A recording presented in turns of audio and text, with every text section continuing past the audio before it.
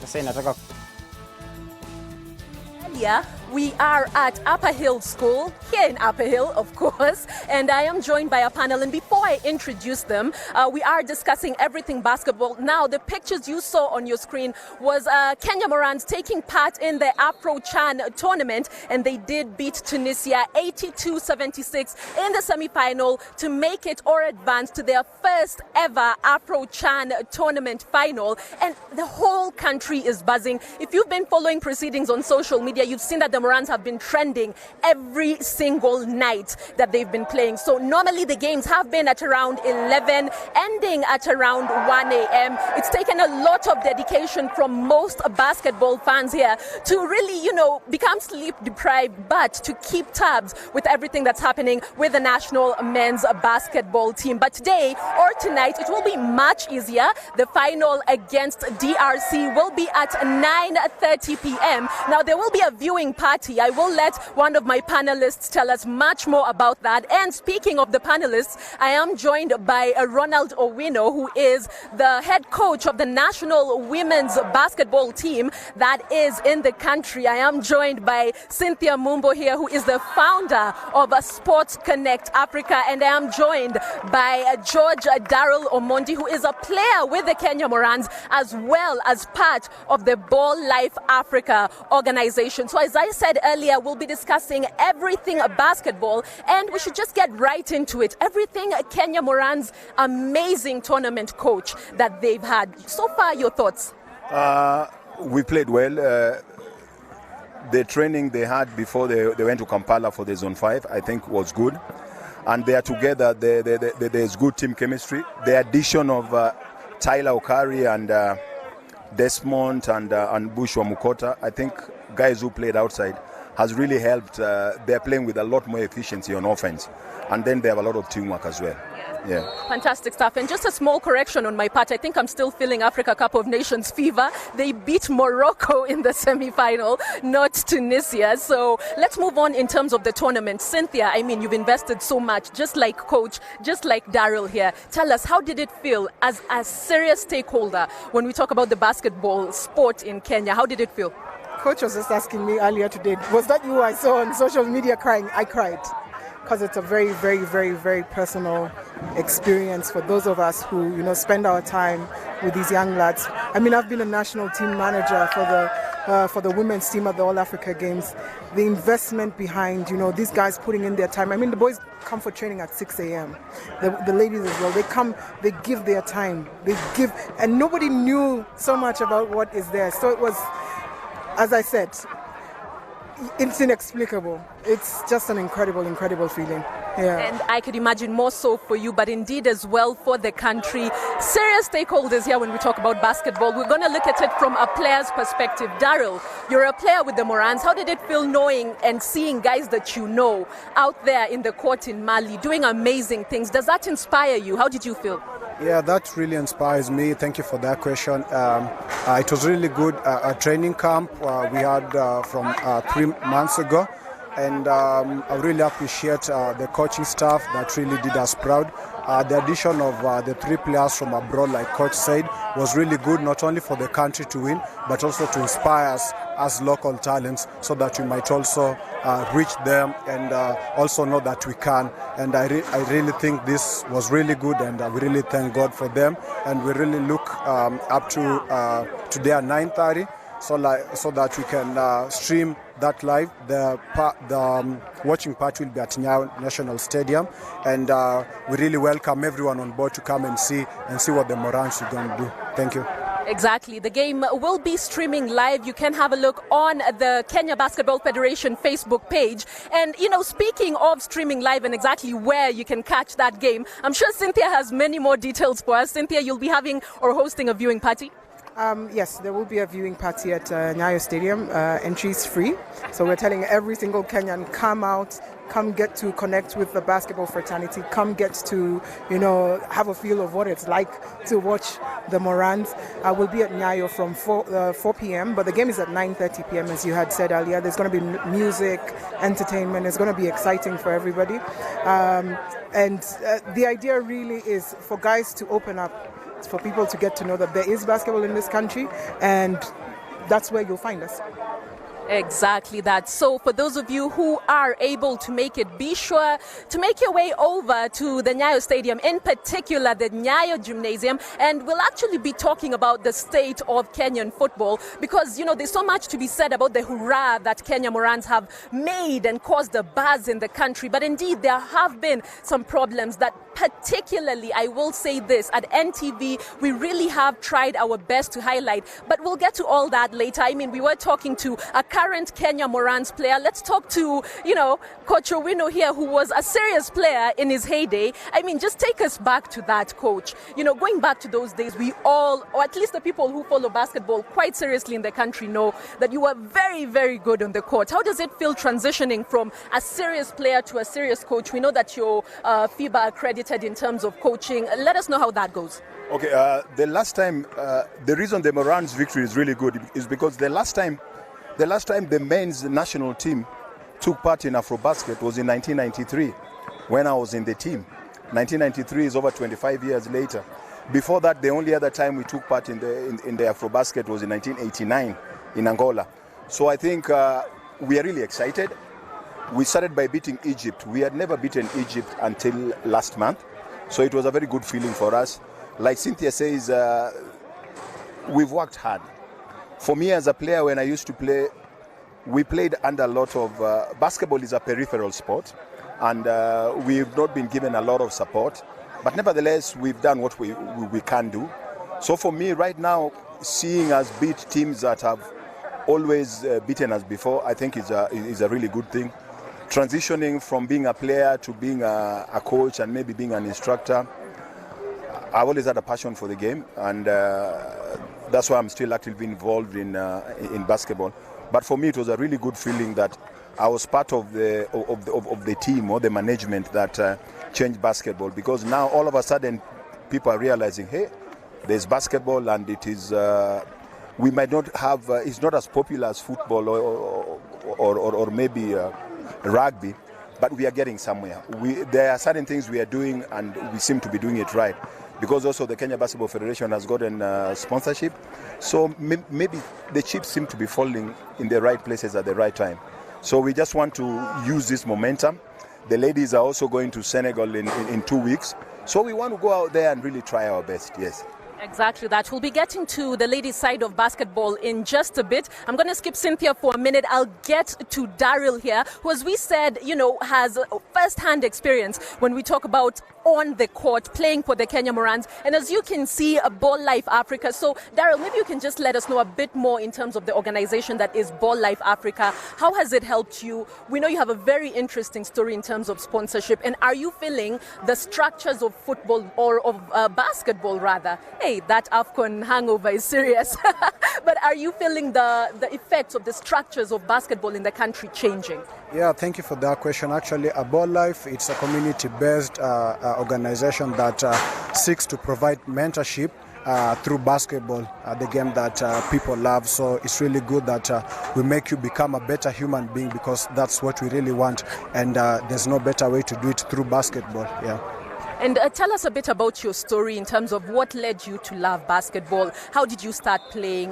We know you're currently in school right now. Tell us a bit more about how basketball helps you, you know, go through day-to-day life. Yeah, thank you for that question. Actually, I fell in love with basketball when at a young age, and I started playing it seriously when I was in high school. I was in Agorosare High School. Then I was fortunate enough to get a scholarship at Strathmore University, and I really owe a lot to Strathmore University for giving me this opportunity and making me known to the world. Before my young career as a basketball player and playing for the Kenyan team, I played for the national team. We went for some Olympic qualifiers in 2014, and I was fortunate enough to win a gold medal for my country, and that kind of transitioned well to playing for the national team, Morans. It's been really good, like I said, and we really think that everyone to come on board and see the talent that we have here as a country and provide mentorship, like I said, and make this Kenya and this society be a better place through basketball. Like basketball is really good. It's the second most popular sport in the world, and we want it to be so, especially in Kenya. Thank you. Exactly, a gold medalist is speaking to us. Maybe a future Tyler Okari, you never know. He's talking to us about Ball Life Africa, exactly what basketball has done in his life. As a founder of Sports Connect, Cynthia, on a personal note, we know each other. I know how invested you are in the game. Let's talk about the development of the sport in Kenya. When we talk about, as you're seeing, we're at Upper Hill High. We were at the school games just a few months earlier, you know, and we saw the potential of basketball in the country. Talk to us about development of the sport here in Kenya. You know, you'd be amazed. I guess the media just hasn't been showing enough. Okay, we have. No, I'm kidding. But there's a lot of basketball going on. If you go to Kayole on any given day, you will find kids playing basketball. There's a program running there that has about 2,000 kids playing basketball. Unbelievable. If you go down to Soweto, if you go down to Mathare, if you come to Upper Hill with what the coach is doing, there's basketball. I run a program, Vikapo Elite Basketball. Right now we have about 50 kids playing in the program. So there's interest. There's definitely interest. I think what needs to happen is for us to show more of that at the developmental level so that we can be able to encourage our kids, because not everyone's going to play basketball, not everyone's going to play soccer, not everyone's going to play tennis or whatever, but being able to show what is going on at the grassroots level. When was the last time you were at Upper Hill? There's basketball here every weekend, you know? So it's not that I'm blaming, it's what I'm saying is let other people, everybody else, understand that there is that sport, and the encouragement is be invested, invest your time, invest, you know, if you're a researcher, get into research, bring out a paper so that people know what is there. If you're a marketer, I mean, look at the potential here. Putting your brand into good use, there's definitely going to be a lot more noise around basketball. So the grassroots level, there is basketball going on. It's just the biggest question had always been, where do kids go after this? You know, and clearly the Morans are showing that there's somewhere to go. So it's definitely a lot of potential. It's a lot of potential in the country. You know, we're talking about the Kenyan Morans doing it big. We're talking about the development of basketball in the country when we talk about kids and young teenagers. But what about the women's side? Because the Lady Morans are doing just as fantastically. And as we said earlier, Coach Ronnie Owino here is the head coach of the national women's team, who, by the way, are headed to the Afro Basket tournament that will be happening in Senegal. So much positivity when we talk about this game right now in Kenya, Coach. Tell us more about your team. Traditionally, the ladies team has always done well. In 1992, in Senegal, in Dakar in 1992, we were runners-up. Kenya was number 2 to Senegal. And we qualified for the World Cup in 94 in Australia, and Kenya actually went to Australia in 1994 by virtue of being number 2 in 1992. So traditionally we've had the ladies team has always done well. The last time we took part in AfroBasket was in 2013 in Maputo, and we were number 10 out of 12. We went there under adverse conditions, but we did our best. We tried. We lost to the eventual winners, Angola, by 45 to 39. We led for 38 minutes. We lost the game in the last 2 minutes.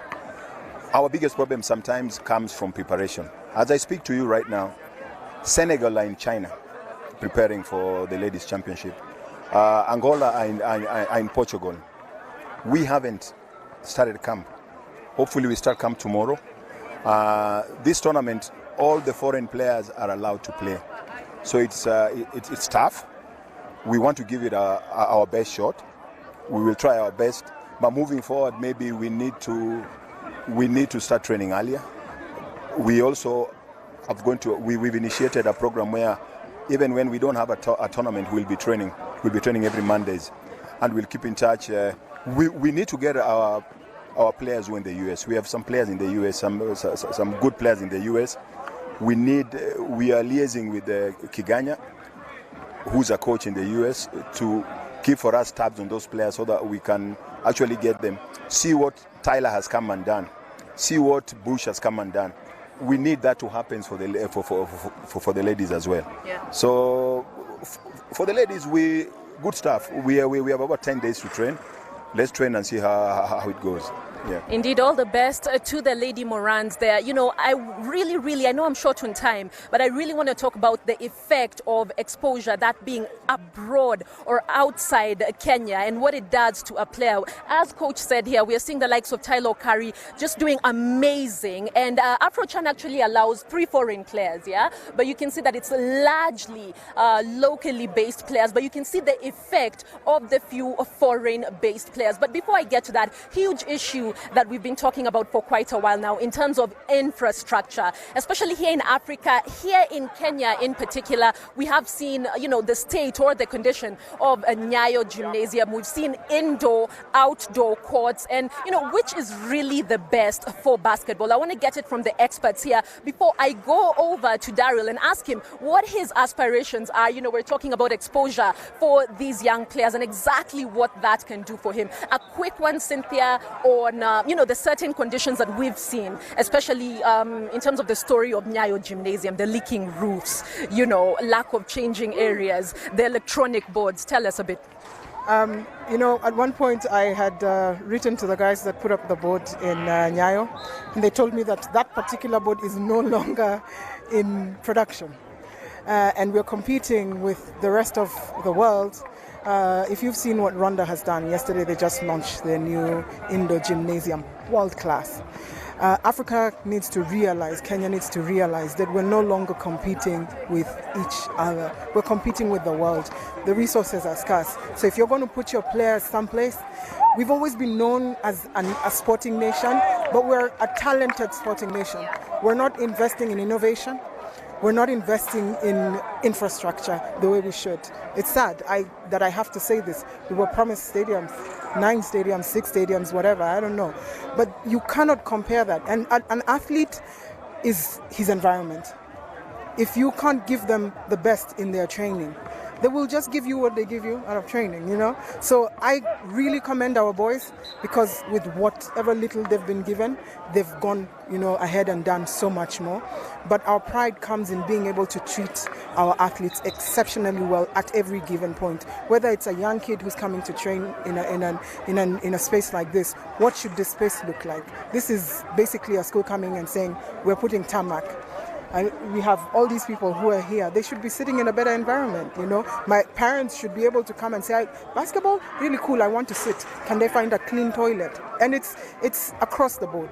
So if we have to get our athletes to perform better, we have to give them better. Infrastructure, innovation, we cannot run away from those two. Absolutely, I couldn't have put it better myself. We were talking about just the effect of exposure and just playing abroad in terms of the facilities, in terms of just the conditions and the qualities of play that can be found in different countries in the world. Looking at Tyler, for example, looking at some of the other foreign-based players playing in the United States, Daryl, where we know the likes of, so many African players. We've seen the recent team in terms of, oh my gosh, it escapes my mind.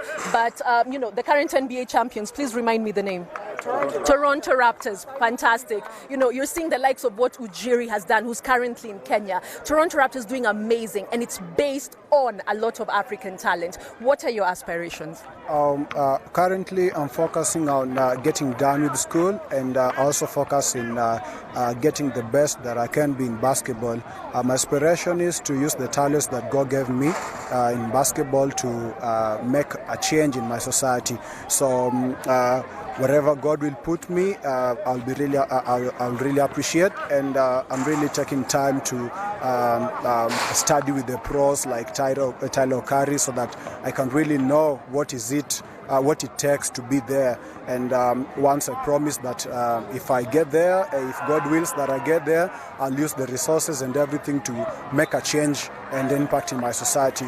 The infrastructure here is not really good, but we have a few good courts, and we have a few good coaches. I think our government and our sponsors, Kenya is a really good country. I really love this country, and we should take challenge even from our neighbor, Rwanda. They've really built a very well court, and they just done like a few days ago. is a really good court, and I think they're promoting basketball right from the president, and that's really good, yeah. Exactly.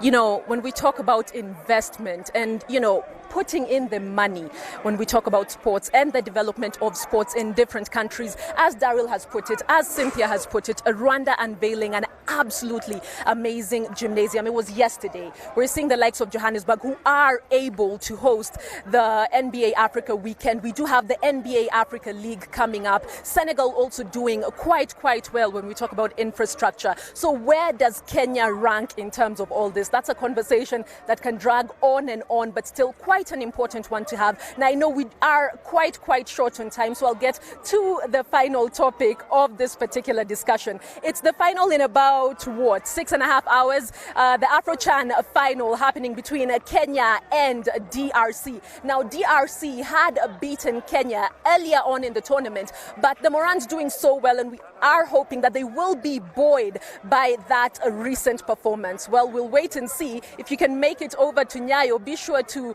join Cynthia. I want to get quick predictions and hopefully, best wishes to the Morans. DRC, no small team. We have seen them rise up over the last few years. The team wasn't doing too well when we talk about the Afro basket before. I think their best performance was in 1975 where they finished 4th, but they are in the final. DRC producing amazing players in the past when we talk about the likes of Dikembe Mutombo, when we talk about the likes of Bismarck Biombo, but they will be going up against Kenya today. Final thoughts, best wishes. Who do you see winning? Kenya by around 14 points, because it's very difficult to beat a team twice in the same tournament. I talked to Coach Cliff yesterday morning about the finals. He called me and he told me that when we played them the first time, he hadn't seen them, so he had not scouted them. But now he has scouted them, and their main player was his player in APR. Cliff was coaching in. So we discussed tactics, and he has assured me that they have adjusted from the first game where they lost by 17 points. So I'm going to say 14 points, Morans. Yeah. Do you think it can go to overtime? No. That's my prayer, is that we don't. But it's basketball, so anything's possible. But considering the momentum that the Morans have, and because I follow, stuff from all over, I can tell you that the push from Kenya is unbelievable. If you go and watch the live link from FIBA, we have on average 50,000 people watching when Kenya is playing, and about 60-70% of that is Kenyans. That's huge numbers. So the boys know that we're right behind them. I personally think that we're going to beat them by 10 points. Final thoughts in terms of the game tonight. Of course, we're all going for Kenya to win. Do you see Kenya managing a win over DRC? And final thoughts, best wishes to the team. Yeah, first of all, my best wishes to the team, and I really like this Kenyan team, the camaraderie that we all have, and I believe in the coaching staff, I believe in the players, and we are ready back at home. We are ready for a big parade. Please bring us the trophy. Thank you. Thanks a lot for that, Daryl Omondi, the Kenyan Moran player. Hopefully we will see him. Who knows, maybe at the next AfroChan. My director is asking me, I don't know your height difference. But, that's about it for now here at Upper Hill. I will hand it back to Nakuru, I'm told. It's an amazing tournament here. And that's pretty much it from us. Well, thank you so much, Aida Waringa from Nairobi, I believe. But we are here in Nakuru County at the heart of the Rift Valley. And today is a big day because for the first time or for a long time here in Nakuru County, we're getting to host the Ketissa Games. This is the 25th edition. And I'm going to speak with the officials of Ketissa. For those who do not know what Ketissa means, it's the Kenya Technical Institution Sports Association. This is an organization that works with the vocational and technical and vocational institutions in the country. And they're promoting sports while at it. I'm being joined on set by Millie Kizili. She is the chairperson of Ketissa. Thank you so much for joining us on NTV Top Sport. Tell us why you're here today and what exactly you're going to expect in terms of sporting. Thank you for having me. As you have heard, my name is Milly Kizili Otieno. I am the National Chair of the Kenya Technical Institute Sports Association. We are very excited to be in Nakuru and very happy to have Nakuru host our games for Term 2. This term's games, we are featuring netball ladies, we are featuring volleyball men and women, we are featuring basketball men and women, and the very, very mighty soccer men. And basically we are looking forward to having this event for 3 days. We will be doing our finals on Monday. We have invited PS Labor and Social Protection, Engineer Toom as the chief guest to come into officiate it. Thank you. For somebody who doesn't know about Ketissa, tell us what you play, the role you play in terms of promoting sports in the technical and vocational institutions, and how many institutions are taking part in these games? This is a big sector. We represent about 23 institutions. We so far have about 45 institutions registered, and the Technical and Vocational Education Authority. These are institutions under other ministries and agencies offering technical and vocational education, and they are a big sector because we actually represent most of the sectors that drive the economy of this country. So in this event we will be represented by about 15 institutions.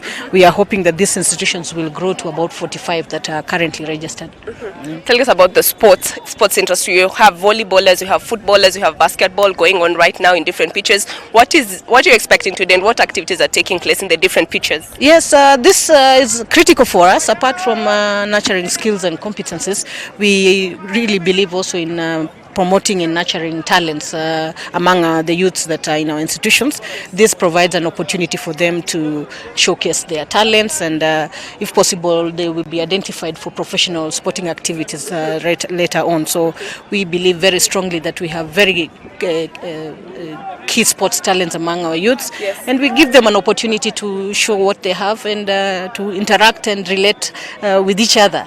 And it's a blessing to be able to give them an opportunity to become holistic individuals in society. I can see you've been flanked by some of your officials. Let me just move a little bit here to the Secretary General, Mr. Patrick Lubanga. Tell us about the importance of sports in technical education, because you're talking about the Ministry of Education pushing competency-based education. Where does sports lie in this? Sports initially was a co-curricular activity, but now it is part and parcel of the training that the institutions under Ketissa are offering. So we allow the students to come and participate. It allows them to be able to socialize with others. It allows them to be able to network, which is very crucial. And apart from this, we have got so many scouts who have been coming around and have picked our players who have joined so many institutions, like for example the prisons, the KDF, and many others. And some of them have gone as far as the US through the National Accreditation Institute, whereby those ones who want to go for under sports in the US have been given that opportunity. We have now been able to link with those associations which are able to determine the relevance of Ketissa, and they have approved that Ketissa, those ones who have participated through Ketissa, can now be able to participate in the US. So right now you're doing a lot of scouting also when you host these events? We are doing so. Something else, we are also going regional. As we speak, the Ugandans are coming here, who will be coming to see our games, and they've already expressed interest on us going regional from December this year.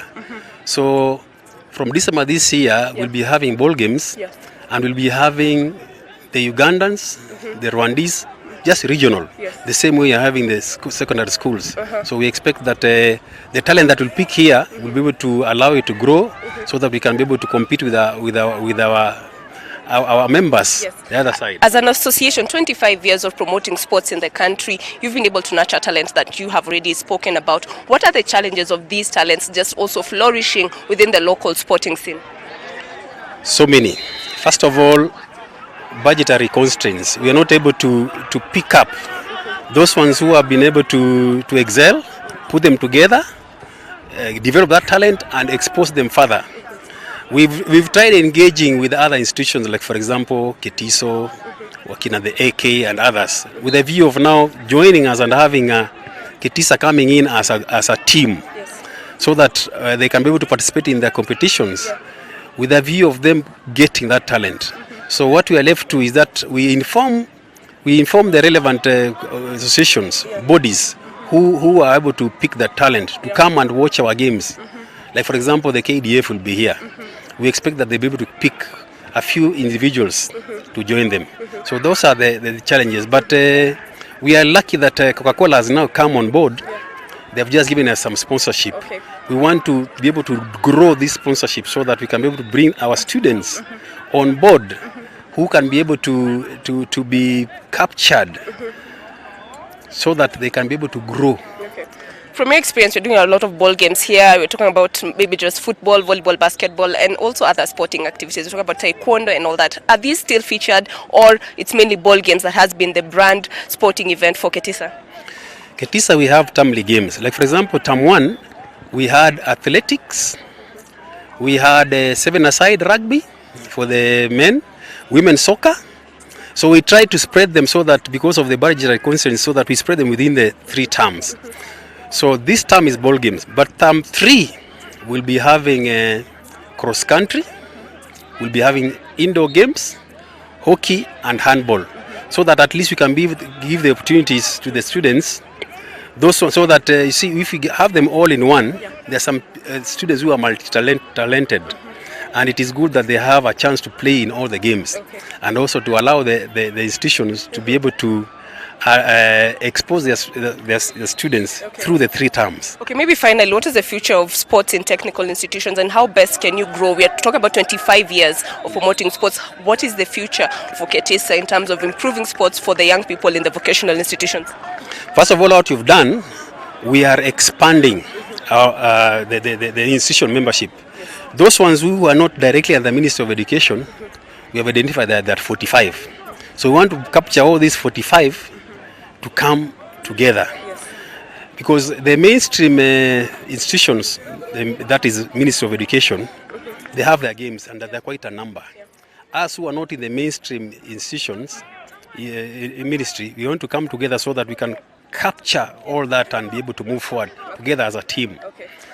Thank you so much. Thank you so much. Before we wind up, we're still going to go back to the vice or the chairperson of the Ketissa, who's going to tell us the update, because initially there was a stalemate between the TVETs that are not within the MOE asking for more benefits and more recognition under the Ministry of Education. Maybe you can just give us an update on how far you've gone as far as non-MOE TVETs in pushing for your agenda. I think we have gone very far. We have engaged the Ministry of Education. We have had discussions with the Technical and Vocational Education Authority, with the Director General, Dr. Langat. We have also been in touch with the Office of the Deputy President that also has this agenda in place. We've talked to the technical advisor, to the Deputy President. We are hoping to also engage the Permanent Secretary, Ministry of Labour, and we are working towards having a stakeholder forum where all these institutions will come in and issues that are unique to these institutions can be looked into in depth. Okay. Yeah. Thank you so much. Thank you so much. So far, the rains have started hitting us. Thank you, Ken. Thank you so much. The rains have started hitting us here in Nakuru County, but I do believe the sporting will still continue despite the rains. But the Ketissa games are still ongoing between now and Monday. Will be the finals. But I now hand you over to Brian Otwal to take over the top sports edition from Nakuru County.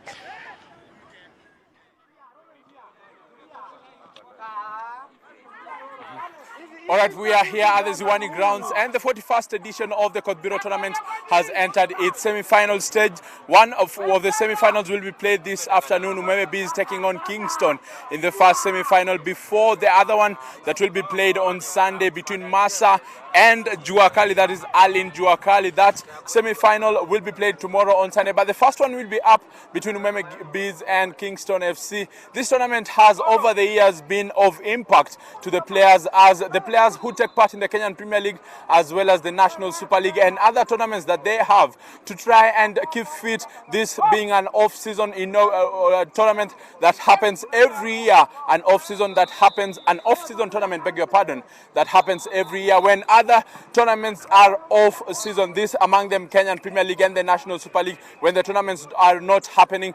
And the players take part in this tournament to try and keep fit. If we have a few of the elite, or if I can call them the professional players, among them Victor Wanyama also came from such events, or rather such tournaments, to become what they are right now. Among them also McDonald Mariga and other players who've come from these ranks of the Kothbiro tournament. This tournament started 41 years ago this time, entering its semi-final stage, and we'll be having the first of the semi-final. And I'm now joined by one of the players who've taken part in this tournament and also in other Kenyan Premier League matches as well as National Super League. And the growth of the sport has been over the years something of impact to the players, to the game as well. And generally, just joining me briefly, asante sana for joining me on NTV Top Sport. This right here we discuss Kothbiro. Thank you so much. You're one of the players umekuwa ukicheza kwa Kothbiro as well. Umeona watu wametoka kutoka mchuano kama huu. Wewe unaonaje mchuano wa Kothbiro? I think it's a great tournament over the years. Very eligible. We've made very many great players who play locally in the Kenyan Premier League. And I think my all-time favorite has been Humphrey Mieno. He's been at very many teams, but I called him the midfield magician. At least I've had a chance to see him when I was growing up. He's been my role model, and yeah, he managed to play here, but unfortunately his team got eliminated. So at least it's a tournament that builds a platform for each and every player, because many great coaches come here from the round of 16, at least the most tough matches. Luckily, we lost in the quarterfinals against Bees on Thursday because I was playing for Nyoi, but all the best to the team. All right, Nyoi, and that match, the quarterfinal match between Umeme Bees and Nyoi, it was a tight one, but then coming out 1-0. Talk to me about the tournament these years. It has been competitive. Ukiangalia some of the newbies coming into this tournament, first-timers team coming into the tournament from the opening of the group matches. Imekuwaje so far the journey? I think very much competitive, because up to where we've gotten, the first elimination came from the defending champions and the runners-up. So that clearly gives a very good indication that it's not only a tournament where people don't compete. I think we have new teams each and every season. For this year, I think the defending champions being eliminated and the runners-up is a clear indication that people come for business, and as well people come to market themselves. Okay, looking at it, some players have come from these ranks, become Kenyan Premier League stars as well, also donning the national jersey, that is Harambee Stars team. How has that growth been? Looking at it, we know among the players, as you've named, Humphrey Mieno, and this time we have youngsters from the years, ukiangalia wamegrow, wameenda. Sasa Harambee Stars, it has always been lengo ni mimi nataka nicheze Harambee. A few have come from the ranks. Yeah, what I will say is that I think being given an opportunity, football is all the same everywhere.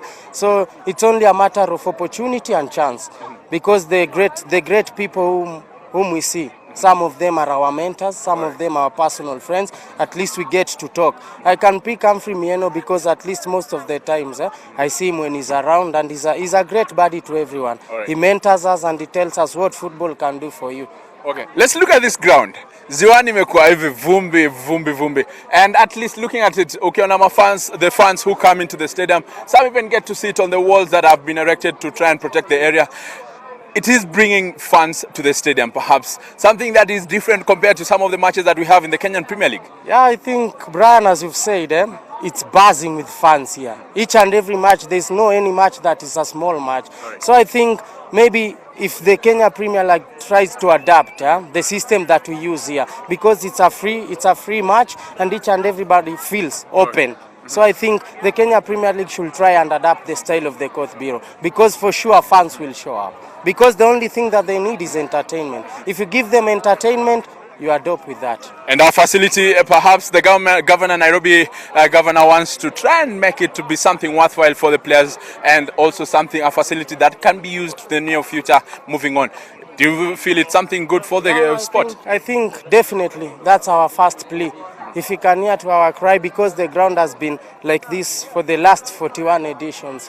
So maybe when you're having the 42nd edition, if you can try maybe and draft a turf for us, or even maybe just some grass, we'll be very grateful, because some of the injuries that we get here, sorry to say, some are very serious and crucial. But if the playing the playing pitch can improve, we'll really give thanks to him. All right, thank you. As we conclude this, perhaps the semi-final, we have Umeme Bees taking on Kingston, and tomorrow we'll have Masa also playing Juakali. Unampa nani kwenda finali leo na kesho, alafu pia finali utampa nani kombe? Okay, I think I speak on the match of today. I'm all Bees. Go Bees, go. Homegrown. We are here for you, homegrown. Go Bees, go. Right. At least we want them to win because they are the only team that is remaining in the area, and I think they've got the capability this season. Right. With their preparations, with the good talent they have, I think they deserve to be somewhere. So for today, I go with Bees. And tomorrow? Maybe tomorrow for Masa. Masa. Yeah. And then of course at the final you tip it for... I go with Bees, still homegrown. All right. Okay. Thank you so much. Thank you so much. That has been one of the players who've come from this tournament and become what he is, professional footballer with the Kenyan Premier League as well. And perhaps some more will come up and don the national jersey, the Harambee Stars jersey, and represent the country well and make our stars shine above there in the Harambee Stars in the global scene. This being the 41st edition of the Kothbiro tournament, that name going away, but it is in Oyo, an annual tournament that brings together the professional footballers and those upcoming to try and enjoy the sport and keep fit before the season that will be beginning shortly into next month. I've been Brian Otua right here at the Kothbiro grounds in Ziwani, and we wait to see who will come out tops between Umeme Bees and Kingston, and tomorrow we'll be waiting also as we see Masa taking on Juakali, that is Aline Juakali right here. And the winner will, or rather the winners will go to the final, where the winner will win themselves 300,000 shillings, courtesy of sponsors SportPesa. Thank you so much. We now take it to a short break right here on Top Sport.